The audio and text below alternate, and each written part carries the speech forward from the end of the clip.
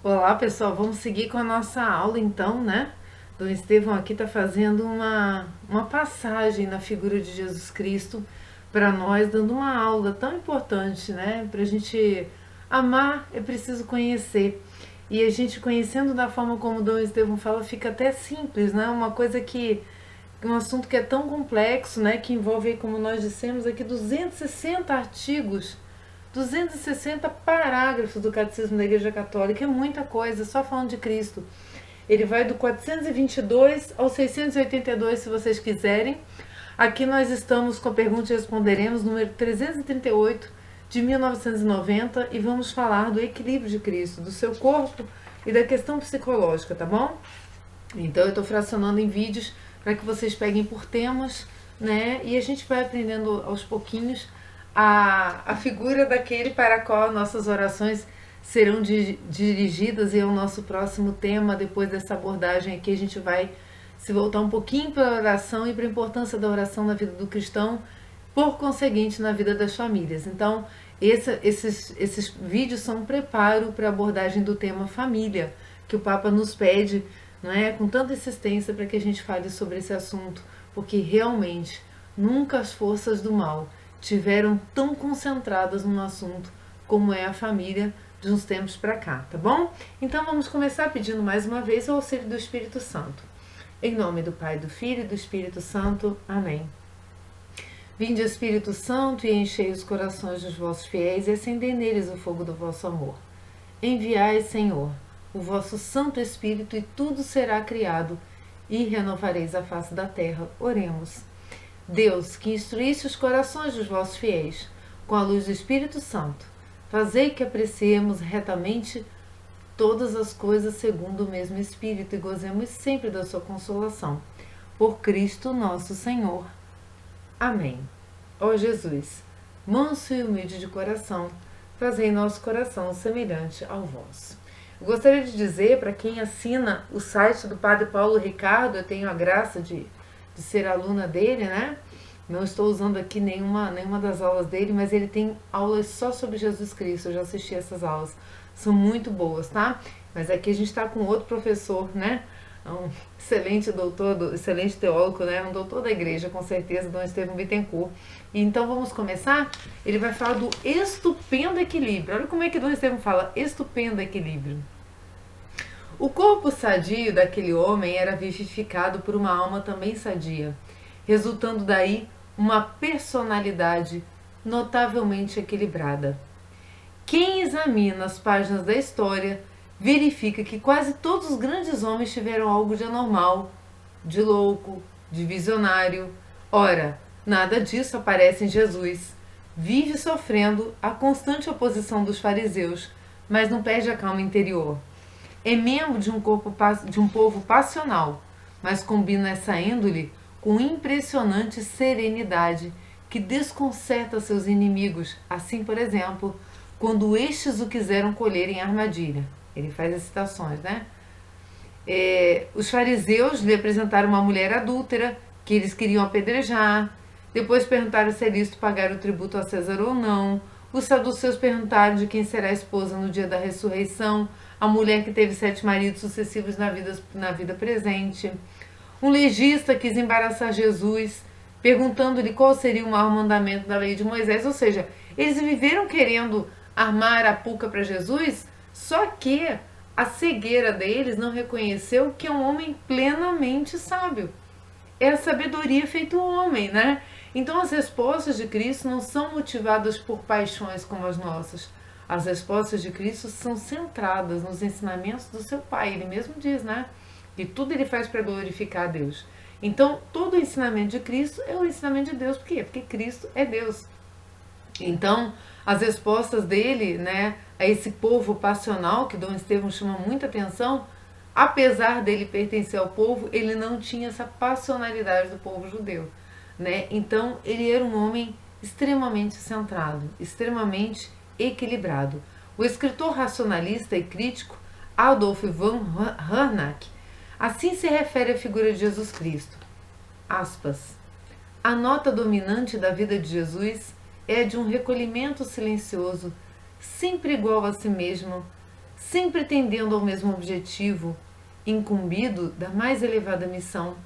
Tem sempre olhos e ouvidos abertos para todas as impressões da história que o cerca. Que prova de paz profunda e de absoluta segurança. Viagens e albergues para viandantes, festas de núpcias, ritos de enterro, os palácios dos vivos e os sepulcros dos mortos, o semeador, o ceifador, o vinhateiro, os trabalhadores desocupados nas praças, o pastor à procura das ovelhas, o mercador em busca de pérolas, a mulher no lar a lançar fermento na farinha para o pão, a que perdeu a sua dracma, a viúva que se queixa no tribunal perante o juiz iníquo, o alimento corporal e as relações entre o mestre e os discípulos, a pompa dos reis e a ambição dos poderosos, a inocência das crianças, a diligência maior ou menor dos seus servidores. Todas essas imagens davam vida aos seus discursos e os tornavam acessíveis a todos os ouvintes. Além disto, as suas palavras revelavam, em meio à maior tensão, paz interior e alegria espiritual tais como nenhum profeta as experimentara. Ele, que não tinha uma pedra sobre a qual reclinasse a cabeça, não falava como um homem que houvesse rompido com tudo, como um herói de ascese, como um profeta estático, mas como um indivíduo que conhece a paz e o repouso interior e pode dá-lo aos outros. Sua voz possui as notas mais poderosas, coloca os homens frente a uma opção decisiva, sem deixar escapatória, e, não obstante, ele apresenta as coisas mais temíveis como se fossem as mais elementares, e delas fala como se fossem o que é de mais natural. As mais terríveis verdades ele as coloca dentro da linguagem semelhante à da mãe que fala ao seu filho. Na verdade, impressiona a firmeza que Jesus tem em si mesmo. Baseia-se em sua extraordinária lucidez de juízo e em sua inquebrantável força de vontade. Jesus é realmente um homem que sabe o que quer. Está disposto a realizá-lo sem oscilações. Em sua vida pode ter havido no Horto das Oliveiras um momento de temor, mas não de dúvida ou de incerteza. Sua vida foi uma flecha dirigida à sua meta, um sim taxativo à sua missão. É alguém capaz de arrancar um olho seu, se este olho o escandaliza. Alguém que não aceita quem põe a mão no arado e olha para trás. Já aos 12 anos, sentia-se envolvido pelas exigências de sua missão quando disse a Maria e José: não sabias que eu devo ocupar-me das coisas de meu Pai? É oportuno pensar que o desfecho da pregação de Cristo era a morte atroz na cruz, conhecida e pressentida para se ter noção mais nítida das dimensões da intrepidez da sua vontade, ou seja, ele sabendo tudo o que esperava, ele não vacilou um instante. Quantos de nós sabendo, tendo poder de conhecer de que forma morreríamos, que dor sentiríamos, o que passaríamos na mão de algozes, teríamos a tranquilidade, né? O equilíbrio interior constante. Não, só Deus, gente, só Deus pode fazer uma coisa dessa, né? Então, e além do mais, ele queria, né, ansiava comer essa Páscoa, né, como ele mesmo disse. Então, todos os seus anos de vida pública, Jesus os viveu entre os homens, cercado de discípulos, mas sempre só, porque não compreendido por eles. A sua figura era atraente e ao mesmo tempo misteriosa, o que criava certa distância em relação aos demais homens e lhes impunha uma espécie de respeitoso temor. Meus irmãos, aqui serve um ensinamento para nós, né? Ele estava sempre só, por quê? Porque não era compreendido por aqueles para os quais ele falava. Quantas vezes, né, a gente vive assim no mundo? Olha que configuração bonita que a gente pode tirar dessa aula de Dom Estevão.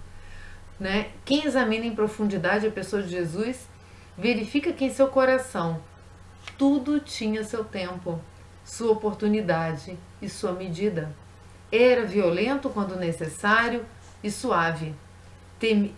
Era violento quando necessário e suave, temível aos inimigos, mas amigo das crianças, cheio de ternura para com os pecadores, mas nunca sentimental. Dado a opções radicais, mas também realista e conhecedor da fraqueza humana. Parecia viver simultaneamente no tempo e na eternidade, de modo que se encontrava plenamente à vontade na oração, mas tinha os pés firmes na terra. Voltado para o transcendental, misterioso, mas nunca sonhador exaltado. Impressionante por seus gestos, mas nunca teatral. Diferente dos que o cercavam, mas nunca exibicionista. Amante da vida, mas disposto a entregá-la para não desdizer suas ideias. Não suportava os hipócritas, mas era compreensivo para com todos os que pecavam por fraqueza humana. Vejam se isso é a qualidade de um homem como qualquer homem, não é? Então aqui mostra exatamente a figura da sabedoria, que corrige quando necessário, não é? E quando não é necessário ser tão duro, consegue ser doce, né? Consegue se achegar, consegue derramar lágrimas. Só Deus pode fazer, né? Fazer-se um ser tão perfeito assim, não é? Porque Cristo não foi criado, né? Cristo foi gerado no seio da Virgem Maria, né? Então ele é um ser incriado, ele já existe desde todos os tempos, né? Ele é um com Deus. Então é muito bonita essa visão de Dom Estevão, e Dom Estevão faz uma poesia apaixonada a Jesus nesse artigo, por isso eu quis tanto compartilhar com vocês, tão bonito é. Para terminar esse trechinho desse vídeo, ele fala do homem aberto. O equilíbrio psicológico de Jesus não era o de um estoico. Os filósofos de sua época proclamavam apatia em relação a todos os possíveis afetos, tentavam dominar a si mesmo a ponto de nunca se emocionar. O estoicismo tem isso, né? Eu me elevo ao padrão humano, de sentimento, de desejo, de querer, para quê? Para sublimar a minha existência e os meus sofrimentos, não. Jesus não era assim. Tais homens tendiam a soberba e ao egoísmo, né? Nunca desciam, como diz o Papa Francisco na Fratelli Tutti, né? Desçam ao sofrimento do próximo, sofram com o próximo, né? Derramem as lágrimas com o próximo. Cristo fez isso. Ele não estava ele não era jamais um exemplo de soberbo, de egoísmo, apesar de ter tudo para ser, né? Porque ele era Deus, ele podia estar numa distância segura, mas não, ele se envolve. Ora, Jesus era precisamente o contrário. Os homens se dividem em egoístas e generosos, homens que têm o seu centro em si mesmos, fechados sobre si, e homens que o têm fora de si, abertos para outros valores. Nesse contexto, Jesus era totalmente aberto, aberto para os demais homens e aberto para Deus. Abertura para Deus é o que melhor define sua vida e sua figura, é a força motriz de toda a sua atividade. Ninguém jamais experimentou uma relação com Deus tão viva, tão pessoal quanto Jesus. A oração que ele realizava por vezes a noite inteira era a expressão consciente do contato incessante com aquele que o tinha enviado. Meus irmãos, esse pode ser o gancho para o nosso próximo tema, antes de abordar a família, como eu estou dizendo, que é a oração, não é? Porque olha só, Cristo passava muito tempo rezando, muito tempo, dormia muito pouco, não é? Então, nós às vezes relutamos para uma sexta-feira, não é, acordar de madrugada para fazer uma oração em sacrifício e vigília com Cristo no Horto das Oliveiras, já que o tempo é uno, é uma forma de nos unirmos a Ele. Para Deus o tempo é uno, né? Não existe esse fracionamento. Então vejam bem, né? Cristo já nos ensinou a ser assim. Será que não nos falta também dar esse passo em direção a esse Cristo que buscamos conhecer dentro de nós? Que vive dentro de nós pelos sacramentos? Aliás, o título de enviado com que Jesus se identificava significava bem sua origem transcendental e a identificação do seu pensar e querer com o Pai Celeste. Ou seja, ele não era um independente que veio por conta própria, ele foi enviado, né? O ungido de Deus, né? O Messias, o Cristo. Isto parece tanto no episódio do menino dos 12 anos atrás mencionado, né? Cristo, né? Com 12 anos, quanto no final de sua vida, como exclamou que tudo estava consumado, ou seja, tinha um plano. Se eu digo que eu consumei algo, é porque eu terminei algo que eu havia começado, ou seja, teve um projeto para isso acontecer. Ou tudo de que fora incumbido se havia executado. Todo segmento de vida intermediária foi o cumprimento da vontade do Pai, ou seja, existiu o começo, o meio e o fim, cadenciados para o projeto divino de salvação do homem. Não é? Então não foi algo que foi acontecendo aleatoriamente. Agora então a salvação vai ser assim. Não, era um projeto de Deus, né? Cristo já sabia de que forma iria morrer, de que forma iria ser traído, né?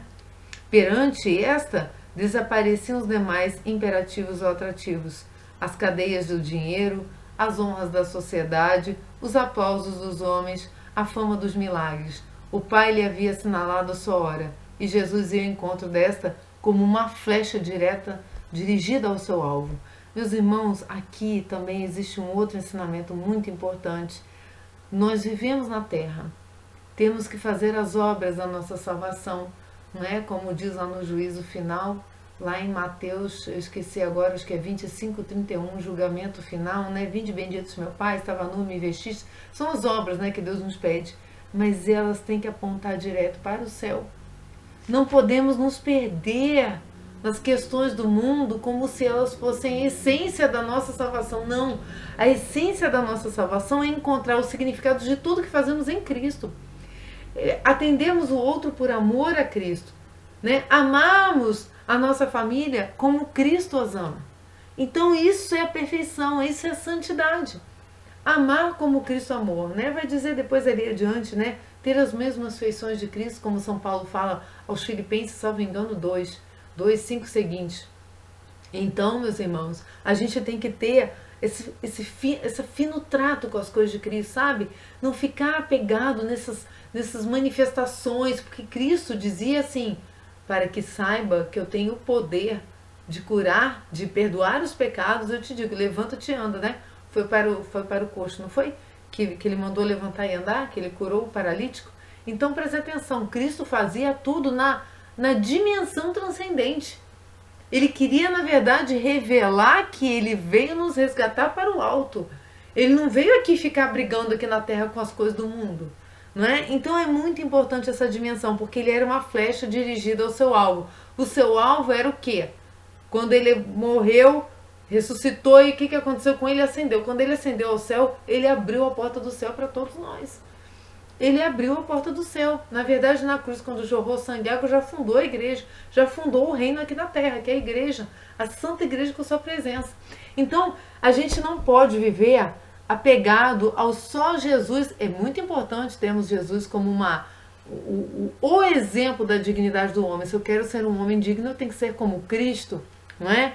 Então, realmente, em toda a história da humanidade, Dom Estevão não se conheceu trajetória tão decidida, tão constantemente voltada para o alto.